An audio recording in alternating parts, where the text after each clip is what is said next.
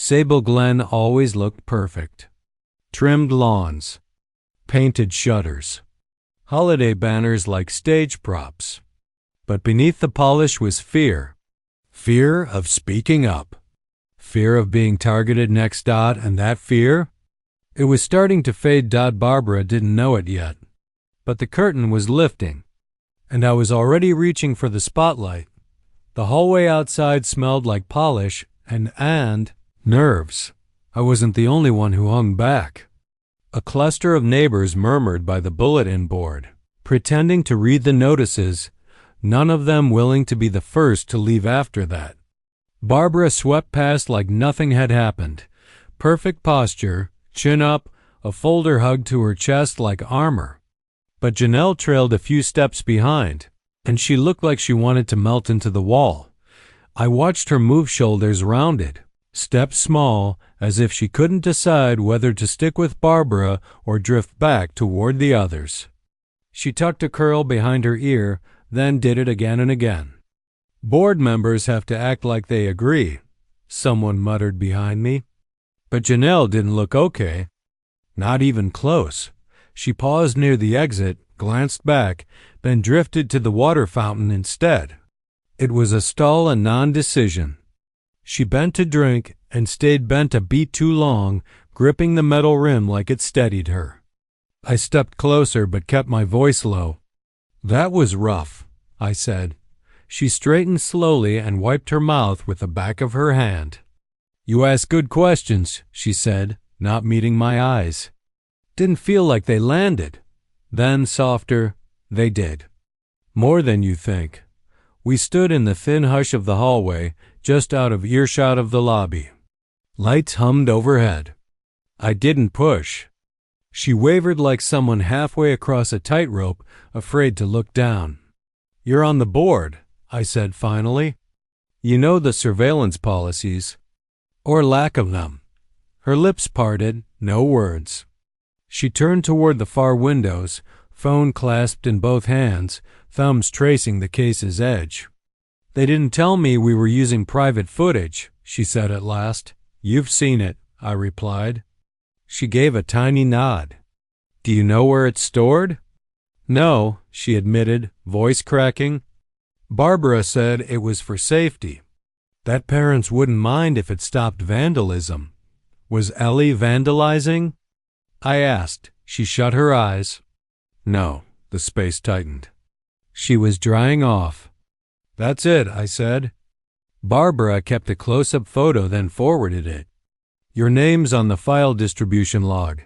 Janelle's eyes snapped open, sharp and stunned, breath catching like she hadn't expected the trail to point both ways. "I didn't know," she whispered. "I never opened it. It's just part of the batch reports." I thought it was paperwork. Her fingers trembled. She stared at them like they belonged to someone else. "I didn't want to get involved," she confessed. "I've only been on the board 6 months. I thought keeping my head down was safest." "Not for the kids," I said. Her face betrayed it, fast blinking, jaw tight. The silence said more than words could. After a moment, she forced her shoulders back, but it was a painful motion. "I'm supposed to vote on a proposal next week," she said. "Expand monitoring license plate cameras near the park," she trailed off. Would she vote yes? Not yet. But she was close. Her breath shortened. She kept wiping her hands on her skirt as if trying to scrub something off, guilt or complicity. "Maybe both. I have a daughter too," she blurted suddenly. 6. She's at the pool every Saturday. I let that hang between us. She turned for the door, then paused. "Be careful, Ethan. Barbara doesn't like being challenged." "Neither do I," I said, thinking of Ellie, especially when it's about my kid. She didn't smile, but she didn't hurry away either. That's when I knew I wasn't alone. The envelope arrived the next day. Cream. No stamp, no address. Folded into our HOA-approved mailbox like a secret. I pulled it out, assuming another note on landscaping or bins left out too long. Then I saw Ellie's name in bold. My stomach dropped, This wasn't a routine notice. It was formal. Second citation, child endangerment, parental neglect. Consideration pending. That wasn't HOA fluff. It was designed to scare. I sat on the front porch and read it. Barbara, or someone working with her, had filed a report claiming I repeatedly allowed unsupervised pool behavior, contradicting the posted rules. The notice warned the compliance board might suspend my family's access to all communal areas, pool, park, clubhouse for 90 days. Ellie's access to her summer was on the line. I turned the letter over. Signed, Barbara Densley, Vice President, Sable Glen Estates HOA. She wanted me to flare up. That much was obvious. Angry reactions make you look irrational and make her seem reasonable, but anger didn't hit first. Something colder did. I set the letter on the dining table, the same table where Ellie and I do puzzles, the one Becca refinished after finding it at a garage sale. I sat and stared. This was escalation. Isolation, shame tactics. Barbara was betting neighbors would stop asking about surveillance and start whispering that we must have done something wrong to deserve a ban. In security we call it denial through layering 1,000 small blocks, so the target suffocates without any single action seeming outrageous. I wasn't going to suffocate. A knock at the door pulled me out of the spiral. Miguel from down the street stood there, twin boys in tow. He held up the same cream envelope. "You too?" I asked. He nodded and stepped inside. His letter targeted his garage-mounted camera, claiming it faced a common area and was unauthorized surveillance, even though it pointed at his driveway. "It's my property," he muttered. "They said it's a liability." "We're getting hit fast," I said, showing him my notice. He whistled low. "She's coming for your kid now." "She already did," I replied. This is the follow-up. We sat and compared notes. Between us, we counted at least 4 families who'd been cited over the last 2 weeks. All had kids. All had questioned the HOA surveillance, and all had been hit. Miguel leaned back, brow furrowed. "You think she's hiding something?" "I think she's storing private images of minors on a cloud that isn't the HOAS," I said. His eyes widened. "You sure?" "I traced the metadata," I said. "It's sloppy. It leads back to her." He exhaled slowly. "You gonna do something?" "I will." "Not yet." "But soon." His face went hard. "Be careful. People like her double down when challenged. I knew that. That's why I hadn't gone public yet. Barbara was stacking policies and citations like a brick wall. Walls can hold for a while until the right pressure finds the right spot. I watched Miguel walk to his truck, then turned to see Ellie in the driveway using neon pink chalk to draw flowers. That same driveway they'd labeled unsecured. They could try to isolate us, but I wasn't leaving. I wasn't staying quiet. I shut the office door and locked it. The desk was a mess. Ellie's half-open school notebook beside the mousepad, a tipped coffee mug against the monitor stand. I ignored it all. I powered both screens and opened the mirror of the data folder I'd quietly cloned after Barbara's last notice. It looked like metadata at first glance, but metadata is never just metadata. The violation photo had been routed through the HOA, server-admin@sableglenhoa.org, but the image itself came from a Google Drive link with a tracking token that shouldn't have been there. I followed the token. The uploader ID wasn't the HOA's. It belonged to a Gmail address ending in BDENSLEY78, Barbara's personal cloud. Not a board folder. Not a shared archive. A private, unauthorized storage. I clicked deeper. About 48 images, organized by last name, Rohr, Densley, Sharama, Lynn, Harper. Each folder held a few stills kids around the pool, by the clubhouse, near the tennis court bike racks. Some were harmless play. Others were odd moments. A boy bent to tie a shoe, two girls fixing their hair by the splash fountain. Nothing obscene. But the angle, the timing, the decision to keep them, that was invasive. She smacked the violation notice against my windshield like she was swatting a pest. "Your daughter's been recorded again," Barbara said coldly. "Unsupervised pool activity. Second offense." That was the moment I realized HOA Karen had filmed my daughter at the pool. And this wasn't something I could let slide. I didn't blink. "That camera you mounted above the clubhouse gate? It isn't HOA property. And the footage you're saving traceable." Her heels froze mid-step. Porch doors creaked open along the cul-de-sac. Neighbors leaned in.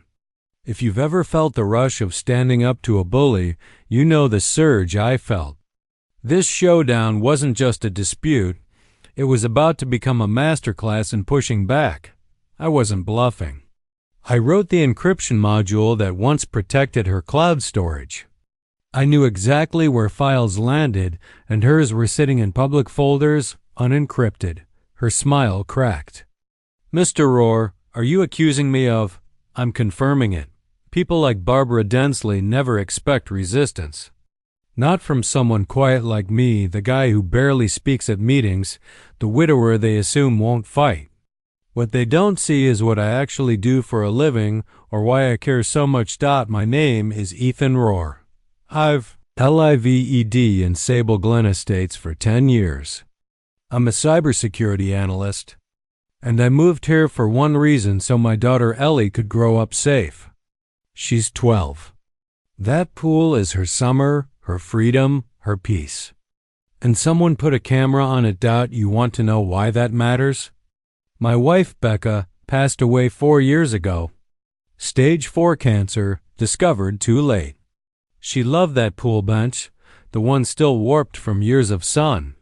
She painted it blue. She sat there every afternoon watching Ellie splash with her floaties. That bench was where Ellie whispered her last goodbye. And last week, it was where she left her towel, the same towel Barbara used as evidence of a violation. The notice didn't explain where the photo came from. But I knew. It wasn't from the HOA-approved system. Their cameras can't legally capture audio. Yet this footage had a mic ping. Barbara was using her own hidden devices. The letter read, "Ellie Rohr, pool conduct violation, 4:18 p.m. The image showed her adjusting her towel at the pool's edge. Zoomed in, crystal clear. No distortion. That wasn't safety monitoring. That was surveillance. And I've spent enough years exposing creeps behind keyboards to recognize the difference. Breach analysis. Behavioral network mapping. That's my field. I don't just follow code, I follow patterns. One of them is power disguised as protection. Another is people like Barbara who think they're untouchable. What she didn't realize was this. The metadata in that photo told the real story. You can't erase it without third-party software. Timestamp device. Registered IP forwarded twice from her personal email before it hit the HOA server. She thought no one would check. But I did because it was my kid. Ellie was quiet on the drive home. She'd seen the letter even though I tried to fold it away. "I didn't even get in the pool this time," she whispered. "I know, Elle," I told her, keeping my voice calm. "This isn't about you. It's about what someone else did. The community didn't know the truth yet. To them, it was just another violation, just another dad breaking the rules." That's what Barbara was counting on, an audience too tired to question authority. But this wasn't a mistake. It was a pattern. And I wasn't letting it slide. Where are you watching from? Drop your city below, because I promise this isn't just my story. It's happening on streets like yours, behind HOA doors like these. And this time, we're not staying quiet. The next morning, I was at the HOA meeting before anyone else arrived. Barbara called them community dialogues. What they really were? Rubber stamp sessions with stale pastries and folding chairs. She saw me the second I walked in, eyes narrowing like I dragged dirt across her polished floor. I sat in the second row close enough to be heard. Ellie wasn't with me. She was safe at her friend's house. I wasn't letting her be part of this act. Barbara began her script. Safety concerns have increased, particularly at the pool, the park, and the gate. We've seen multiple incidents involving unsupervised minors. A dad in the back raised his hand. Was one of those incidents mine? My son got a warning last week. Barbara barely glanced up. We can't discuss individual violations in public forums. But you emailed my son's violation to 6 other families, he shot back. We know. It was on Nextdoor before I even opened the letter. Cracks in the wall. I studied the board members. 3 of them shuffled papers, pretending distraction.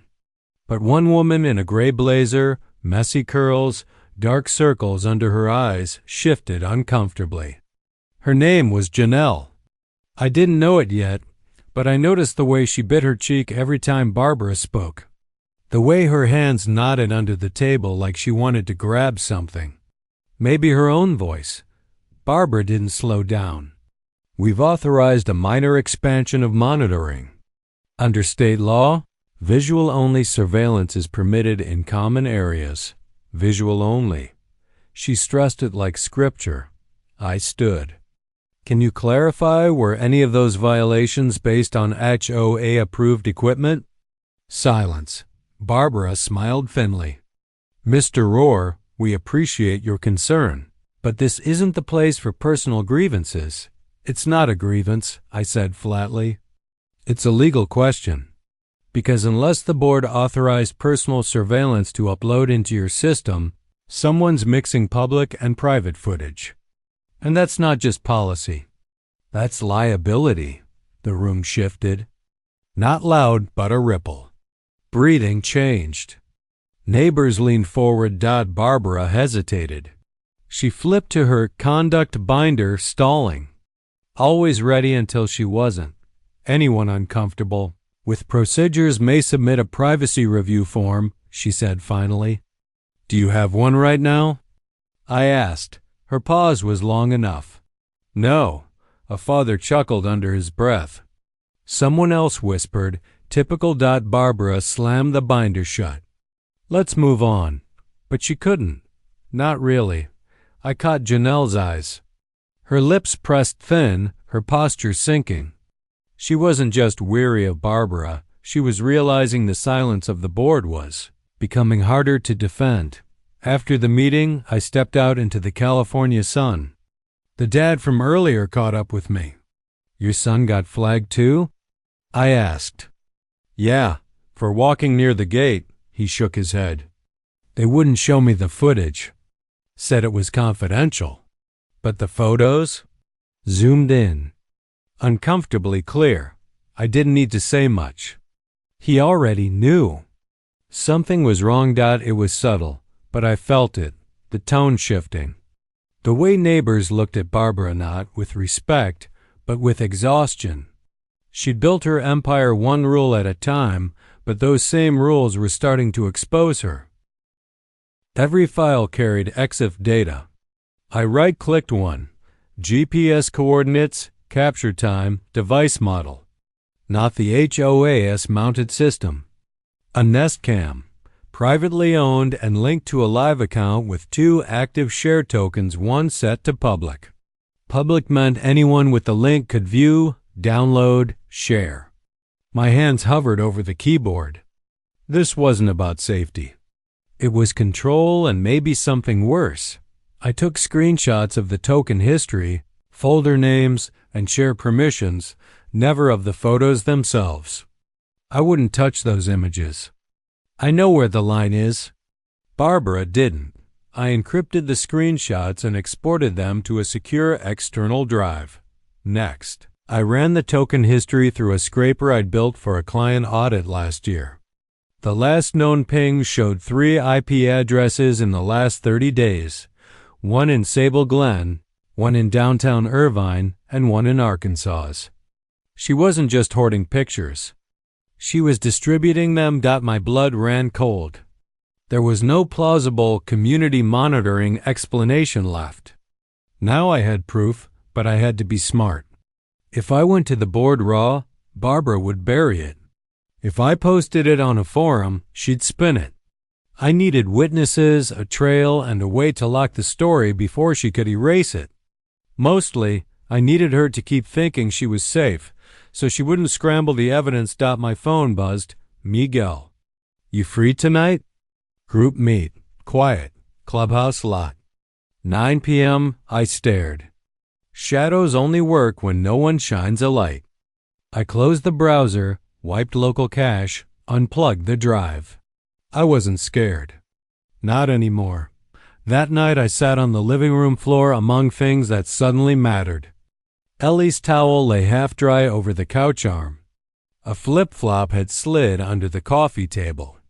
A juice box sat beside her sketch pad. Marker caps were scattered like tiny islands. She was asleep upstairs and I couldn't. Not after the folders, the IPs. The public link history. God knows who might have seen those images. I wanted to march over to Barbara's house, fling open her cloud, and drag everything into the open by force.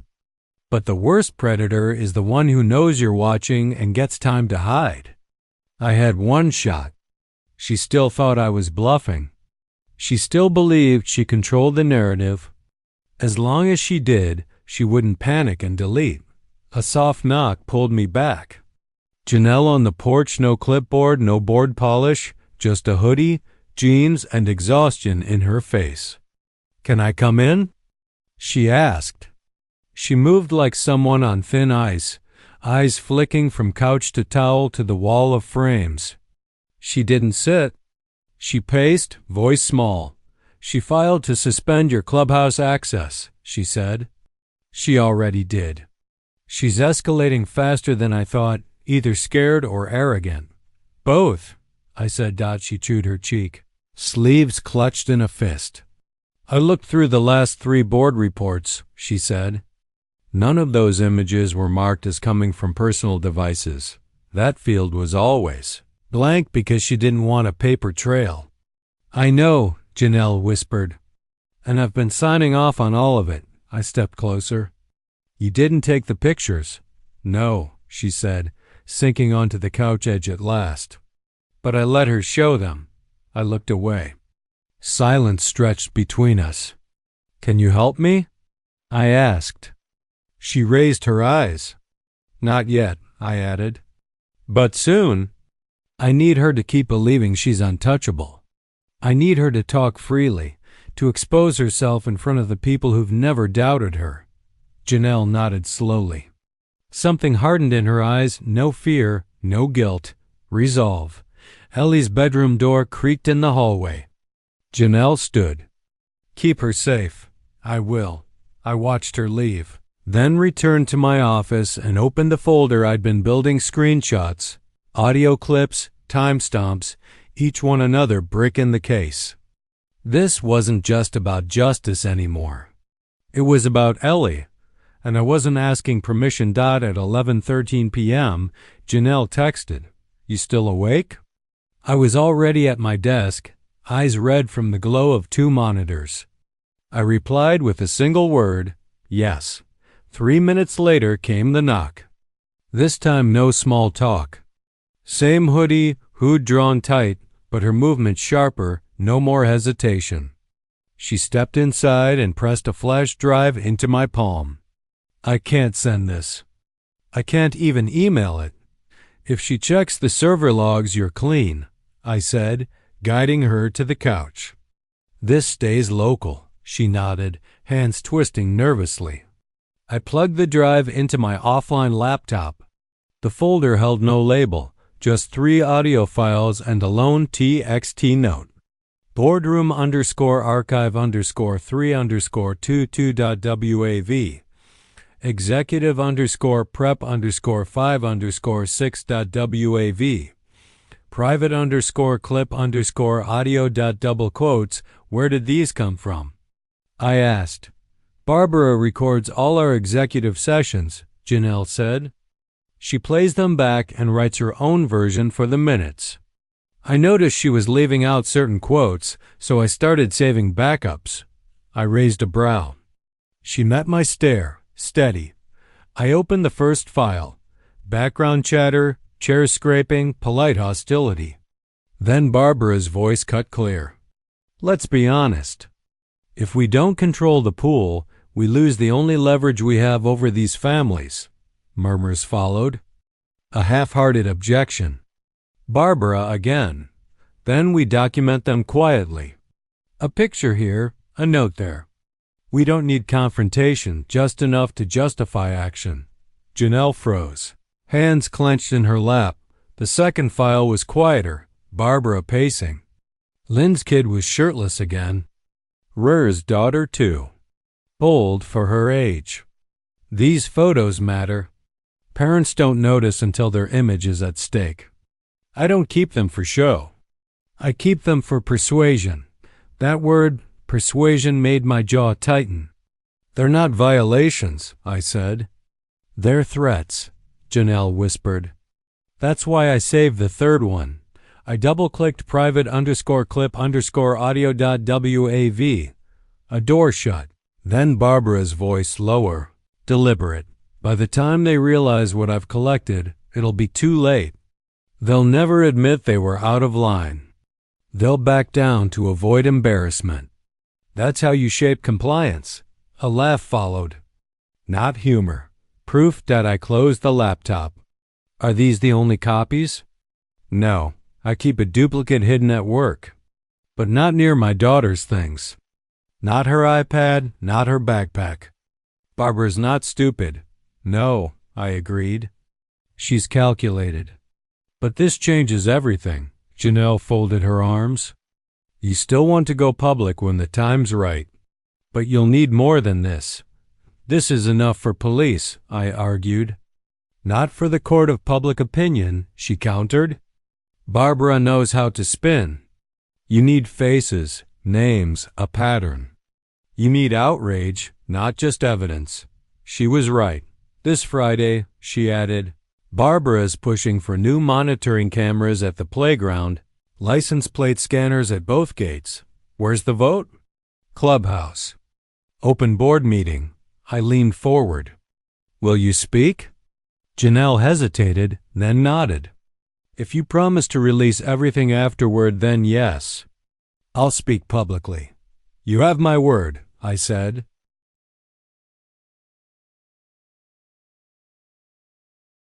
She exhaled, relief in the sound. Then she stood. You're not the only one protecting a daughter. Ethan.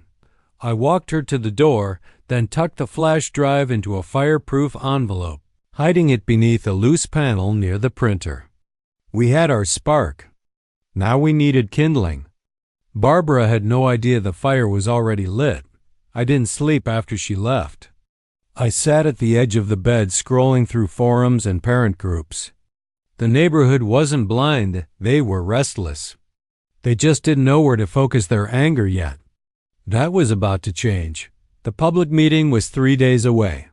If she stuck to her playbook, Barbara would open with fake safety stats, slide her proposal into a pre-scripted vote, and expect no pushback. That was her weakness. I needed 3 things. A way to present the evidence without exposing kids, a spark to get parents in the room, and a fallback if the board tried to shut us down. I opened a private browser and drafted a Google Drive folder titled Sable Glen Surveillance Abuse Pack. Empty for now, just a teaser doc with 2 screenshots, one of Barbara's email metadata, another of her cloud folder structure. Enough to spark concern, not enough to dismiss. The header read, This is what your HOA isn't telling you. At the bottom I added a QR code. Clean, anonymous, professional. Then exported it as a flyer. At 3:47 a.m. I drove to a 24-hour print shop out of town. Paid cash. 50 full-color flyers. While I waited, I scheduled a Facebook post for the private Sable Glen parents group. Board meeting Friday. Your voice matters more than you know. If you've ever had a strange violation or wondered who's really watching at the pool, come. Bring a friend. Scheduled for 6:02 am. Timed for coffee scrolls. By sunrise. I slipped flyers under windshields of every SUV and minivan with car seats inside. Only families I trusted to look twice. By 9 a.m. The post had 48 likes, 19 comments, and 3 shares into neighboring groups. The fuse was lit. By noon, the HOA had fired off an email reminding residents that community recordings are for security only and protected under HOA data policy. Quicker than I expected. Barbara had seen the ripple, but she didn't know where the pebble came from. Around 2 o'clock, Miguel texted. She just sent a warning to the board. Says someone's leaking internal docs. You good? I sent a photo back, the QR code taped to the park bulletin board. Better than good, I replied. That afternoon, I met a reporter. Rena, mid-30s, sharp-eyed, didn't blink for the 10 minutes I laid it out. The audio files, the folder structure, the metadata trails, the images I refused to show, and Janelle's willingness to speak. You want a long piece or a quick hit? She asked. Quick, I said. Get it live the moment she tries to force the vote. She nodded. I'll need a quote. Something personal. No name. I thought of Ellie, of the towel on the porch rail, of the word persuasion in Barbara's voice. I gave her the line. She wrote it down. By dusk, the neighborhood felt awake in a way it hadn't in years. Parents walked in pairs. Group chats lit up. People lingered on porches, glancing toward the clubhouse. The silence was gone. The storm was coming, and I'd stirred the wind. The day before the meeting, I walked to the clubhouse from 3 blocks away. Hoodie up, sunglasses on, just another dad on a stroll. Barbara watched the cameras she liked. Pool, front gate. She liked control, not work. I wasn't there to break rules, only to learn the room. The community room had tall windows, acoustic tiles, and an old projector screen. Chairs were stacked along the back wall. I walked the perimeter, counting echoes and timing the space. Tomorrow it would be full. The online fuss promised a packed house. These parents weren't just curious now. They were angry. Barbara couldn't quiet all of them. That evening, the evidence folder I built had more than 100 QR hits. Half the requests were local IPs. A few came from city domains, one from a school system. I kept a backup server hot just in case she tried to yank the link. At home, I printed handouts. No images, no kids' names, only raw facts, metadata trails, timestamps, proof of off-site storage. Bite-sized, 30-second reads you couldn't unsee once you held them. Miguel volunteered to help hand them out. So did Sarah Harper. Her daughter had been flagged over a swimsuit color. I handed them gloves, envelopes, and a list of mailboxes. We didn't knock. No need. Barbara had built this pressure chamber herself. We were just opening the valve. At 10:18 p.m., an email arrived from a private city address. Not a threat, just, we've seen the files. If allegations are filed, we will observe. That was enough. I finalized my statement. 3 clean sentences, printed thrice and folded into my pocket. I burned a new drive labeled distribution_confirmed, a time-sequenced log of every upload, every forwarded email, every trace Barbara thought gone. It didn't have to go public unless she forced it. Just before midnight, Ellie padded into the room in an oversized tee and socks, a glass of water in hand. You're not going to stop, are you? She asked. I looked up from the printer. No, I said. Not even if it Angers people. Especially then. She set the glass down and leaned her head on my shoulder. I'm not scared, she whispered. Not anymore. Neither was I. Dawn felt different. Birds still sang. Sprinklers still clicked on. But the air carried a current. Tomorrow wouldn't be the same. I checked my inbox one last time. Janelle had messaged, "I'll bring the statement and stand with you." I texted back, "Then it ends the right way. As insurance." I set a dead man switch, a delayed post that would publish everything to the press if I didn't log in within 72 hours. Not because I feared Barbara, because I didn't trust silence. I sealed the manila folder with the drive and tucked it under the the passenger seat of my car next to an envelope addressed to Rena. If the board tried to shut the meeting down, discredit Janelle, or if Barbara deleted files while we sat there, everything would go live. The woman rose to her feet. Not just for her, for the community. I move that Vice President Densley be suspended from her duties until a formal ethics review is complete. Her voice trembled at first but steadied as she finished. Effective immediately. The room froze in silence before applause swept across like a wave. Barbara's jaw dropped. "You don't have that power," she snapped. "We do when the board votes," said another member now standing. From where I sit, it's 3 against 1. Barbara's face drained of color. Miguel stepped beside me, handing me a folded page. It was the QR scan report. More than 130 unique devices had accessed the evidence in just 48 hours. The community wasn't just watching anymore, they were united. "You're finished," I told her, locking eyes. "You could have admitted the truth, called it a mistake. Instead, you doubled down.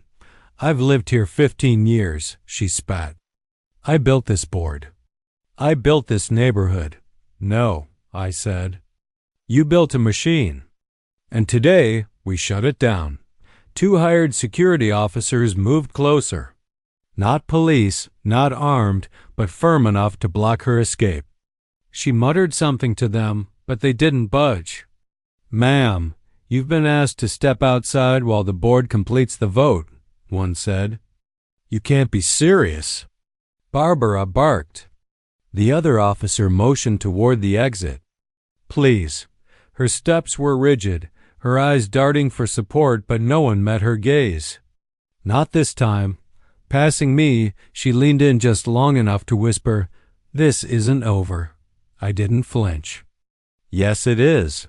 The doors closed behind her. The room exhaled. Janelle leaned into the podium. "I propose a full review of HOA surveillance policies and an immediate suspension of monitoring until new community standards are written." The applause this time was steady and strong. Outside, parents clustered together, phones out, hands moving, flyers changing hands. Some were already drafting a recall petition. Me? I just stood there. I thought of Ellie not as a victim anymore, but protected. Watched not by cameras, but by a community that had finally opened its eyes. The next morning, I walked Ellie to the pool. The air was calm, the sprinklers ticking softly across manicured lawns. Neighbors waved not guarded nods, but real ones. Ellie squeezed my hand. She hadn't asked about the flyers or the whispers at the mailboxes. Kids always know more than they say. At the gate, a new sign covered the old surveillance warnings. Monitoring suspended pending community vote. All past violations nullified. Ellie looked up at me. "So I can go in?" I nodded. "You can." She slipped through, towel on her shoulder, goggles bouncing at her neck. She paused at the lifeguard's bench, the same faded bench Barbara once claimed as her watchtower. But now it was clean, repainted, and fixed with a bronze plaque. Guarded by community, watched with consent. The words hit me harder than I expected. I sat nearby as Ellie dangled her feet in the water. Not laughing yet, not smiling either, but present. That was enough. Janelle arrived, coffee in hand. She looked lighter, unburdened. "You did it." "No," I said. "We did." She nodded toward the plaque. "We're rewriting the bylaws from scratch." Privacy first. You staying on the board? Someone has to make sure it doesn't creep back. Miguel joined us. Parents are meeting tonight at the park. No rules, no cameras, just burgers and cleanup duty. You in? Wouldn't miss it. Barbara had vanished since the meeting.